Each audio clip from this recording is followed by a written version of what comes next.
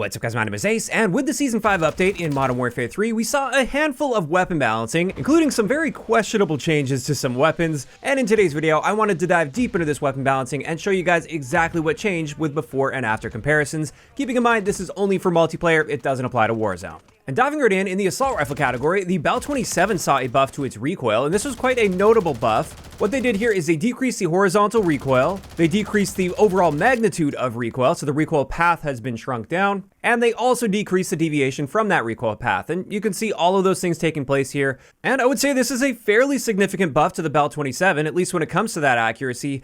But at the same time, I still don't love this gun. It's one of the slowest killing full auto assault rifles in the game. It also has 0 headshot multiplier, so you can't even improve that time to kill. And even after this update, it's not even close to being the most accurate assault rifle in the game. So even with this great buff, I still don't see myself really using the MWIII all that often. After that though, let's jump into the SMG category, and the Superi 46 saw some nerfs. However, not the nerfs that many in the community were expecting.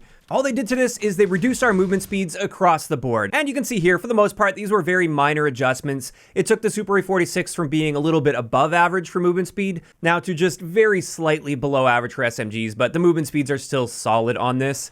And honestly, this is still a very good gun. After that one, also in the SMG category, the FJX Horus got a nerf to its range, and it seems like they just keep flip-flopping this. It keeps getting range buffs, and then range nerfs, and then range buffs, and then range nerfs, but we're down to a nerf again on this one. And as you can see, that is a fairly noticeable nerf to our damage ranges. And then on top of this, there was also a slight sprint out time nerf. It went from 93 milliseconds up to 110 milliseconds, so still fast and competitive for an SMG. It's just not quite as fast as it was pre-patch. And I just want to mention, if you are using the Jack Scimitar kit on the FJX Horus, there was no change at all to our damage ranges on that. And our sprint out time also remained the same with the kit. So if you're using the kit, there's no change here whatsoever. This is only a change that applied to the base version of the gun. And that's it for the SMG category. Now let's move on to shotguns. And with the Reclaimer 18, there were a small handful of changes here. The first thing is, in general, they said they fixed an issue causing inconsistent damage dealt to enemies in both fire types, so semi-auto and pump action. Then, in semi-auto mode, they increased our rate of fire from 182 rounds per minute up to 200 rounds per minute. What this means for our time to kill potential is with a 2-shot kill, this went from 330 milliseconds down to 300 milliseconds, and that is noticeably more competitive for close quarters engagements, whereas our 3-shot kill went from 659 milliseconds down to 600 milliseconds. On top of that, in the notes, they mentioned they increased the hipfire spread in semi-auto mode by 12%. However, looking at it pre-patch versus post-patch with my testing, the hipfire spread appears to be completely identical in every situation unless you're either jumping or sliding. So your maximum hipfire spread has actually been reduced very, very slightly post-patch. But flipping back and forth here, you can see just how minor that change is. It's essentially negligible, so I don't think you're going to notice any difference there whatsoever. But then, in pump action, when hip firing, they increased our maximum damage from 80 all the way up to 220. And what this means is in that maximum damage range, which has also been increased from 2 meters up to 3 meters, all you have to do is land literally 1 pellet in that range, and you're guaranteed a kill in pump action mode. Whereas pre-patch, it was fairly consistent within 2 meters, but you had to land at least 2 pellets there. So that just ensures that you'll never see a hit marker in pump action mode within 3 meters. And then on top of that, they mentioned they increased the hip fire near medium damage range, so just past that maximum damage range. They increased that from 20 to 25, which doesn't really seem to change our one-shot kill potential at all based on my testing, but it may just make for a more consistent 2-shot within that range if you're hip firing and missing some pellets. In general though, unless you're within 3 meters, you still want to try to get aimed down sight when using pump action on the Reclaimer 18. Next for shotguns, the Jack Jawbreaker kit for the KV Broadside saw a 20% reduction to vertical recoil, and this is pretty nice to see. Post-patch, there's a lot less vertical climb on that, although it still has plenty of side-to-side bounce. The gun kick is still pretty crazy with this kit, but in either case, even before this update, the Jack Jawbreaker kit was on my top 10 list for aftermarket parts in this game. I thought it was great pre-patch, and it's even better post-patch now, as long as you get that gun kick under control with attachments. So don't sleep on this one, I would definitely recommend giving it a shot. In either case, let's move into the LMG category, and the Pulemyot 7.62 saw an increase to the upper and lower arm damage multipliers. However, with this gun, it's a 4-shot kill at any range, anywhere in the body. So if you're shooting the enemy in the body, it doesn't matter where in the body you're shooting them, pre-patch or post-patch. But when we start mixing headshot multipliers in, this is where you may see slightly more consistency. But honestly, I think you'd be pretty hard-pressed to even notice the difference pre-patch versus post-patch with this gun. As for marksman rifles, the MTZ Interceptor saw another set of nerfs. I don't know why they continue to nerf this gun. Maybe it's a problem in Warzone, and for some reason those nerfs are coming over to multiplayer. I really never saw this gun as a problem. I was confused by the previous nerf, and they're nerfing it once more. So with this, they decreased our maximum damage range from just over 30 meters down to 22.9 meters. And that is our one-shot headshot potential, by the way. And then on top of that, they reduced our lower torso and arm multiplier to match our leg multiplier. So we're going to be seeing less consistent two-shot kills beyond that maximum damage range. And again, I really don't know why they keep doing this. I almost never see MTZ Interceptors used, and when I do, they're usually not the people on the top of the lobby. So I don't know why, but there's another nerf to this gun. After that, another confusing adjustment here was the XRK Stalker Sniper Rifle.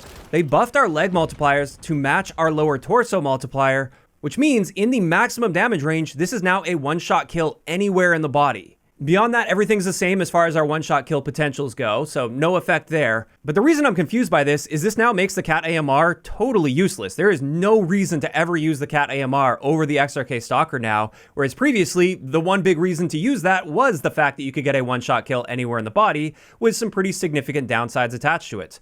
The XRK Stalker doesn't have those same downsides, and now it's got the same upside, at least within the vast majority of gunfights you'll find yourself in for 6v6. So yeah, very strange. I honestly thought this gun was just fine pre-patch, but it's even better now. But then for the next sniper rifle that was adjusted, the Carrack 300 saw some more buffs. And with this one, they increased our maximum damage range up to 17.8 meters, which I think is great. That's where we can get a one-shot kill to the upper torso, neck, or head. They also increased our near-medium damage from 30.7 meters up to 66 meters. And then they mentioned they removed the medium damage range, but based on my testing, they didn't actually do that. However, it doesn't really matter since that damage drop-off at that point is so minor that it doesn't change the number of shots to kill to various body parts at all. So we can effectively just ignore that. But these are some nice buffs to the Carrack, and I think it was a good step forward. I did think the previous buff wasn't taking it far enough, and this is going to make it a little more viable now. And with that out of the way, let's get into the change that I am most disappointed in, and also very confused by. This was a massive nerf to the Core 45 pistol. So what they've done here is with the base fire rate, they decreased it from 375 rounds per minute down to 240 rounds per minute, taking our up close time to kill from 320 milliseconds, which was somewhat competitive but far from amazing, all the way up to 500 milliseconds, which is nowhere even remotely close to being competitive in this game. However, just to be fair to this, let's have a look at a comparison pre-patch versus post-patch with the fastest fire rate trigger possible. Keeping in mind pre-patch, I'm using the heavy match trigger since they nerfed the lightning trigger beforehand, so it was actually worse than the heavy match trigger, whereas now the lightning trigger is the fastest at 300 milliseconds. And with this one, our time to kill pre-patch was 220 milliseconds, which up close for a pistol, especially a semi-auto pistol, that seems reasonable to me. Whereas now it's 400 milliseconds, which again, that is not competitive, not even close to being competitive. And this immediately took the Core 45 from being my favorite pistol in the game that I had on almost all of my class setups to now one of the worst pistols in the entire game by a pretty large margin. And just to show you guys how bad this is now compared to the other somewhat spammable semi-auto guns in this game, even though they're not super spammable,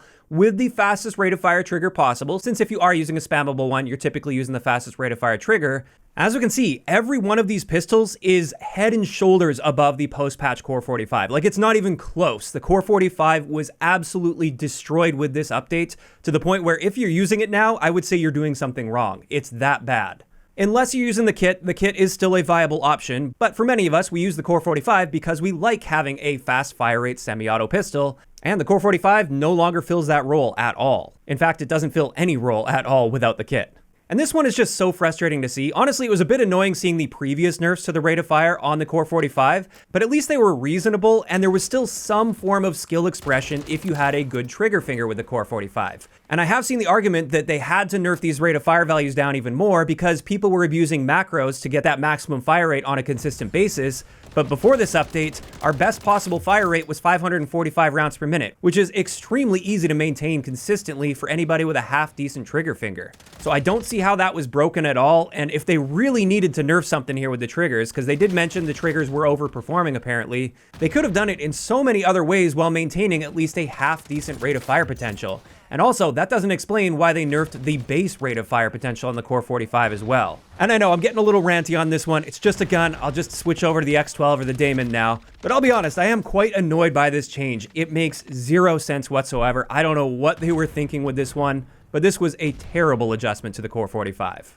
In either case, let's move on to the next pistol that was adjusted. This is the TYR, and with this one, they increased our damage ranges, and you can see our one-shot kill potential to the upper torso, neck, and head is pretty solid now at 15.2 meters, so that's actually quite a nice buff here. I should also point out with the rifle kit on the TYR, there were no changes whatsoever to our ranges. This range adjustment only applies to the base gun. And then finally, for weapon adjustments, the Sledgehammer melee weapon saw a couple changes. The first change is with that heavy attack, they reduced our lunge range from 5.3 meters down to 3.2 meters, which is still definitely the biggest lunge range out of any of the melee weapons. However, there are downsides attached to that, and it's not quite as good as it used to be. And then on top of that with the Sledgehammer, they nerfed our movement speeds across the board, and this is now overall the slowest moving melee weapon in the game, as you would probably expect from a Sledgehammer compared to just holding a knife, for instance. And there we go. That is going to wrap it up for all of the weapon balancing adjustments that took place with yesterday's Season 5 update in Modern Warfare 3. And I've got to say, while there were a couple nice adjustments here, I think it was nice to see buffs to some of the weaker weapons out there. There were just several changes in this that have me scratching my head and I think made zero sense whatsoever. But of course, these are just my thoughts, and if you guys missed yesterday's video, they also made several adjustments to the vests as well as the score streak system, and I will leave a link to that video in the description down below if you missed that one. But this is where I'm curious to hear from you guys in those comments down below, just focusing on the weapon balancing that took place with this update. How are you feeling about these changes? Are you generally happy with what you're seeing here, or not so much? If you enjoyed this one, a like rating is always appreciated, and don't forget to subscribe for more if you haven't already. I'll talk to you guys next time.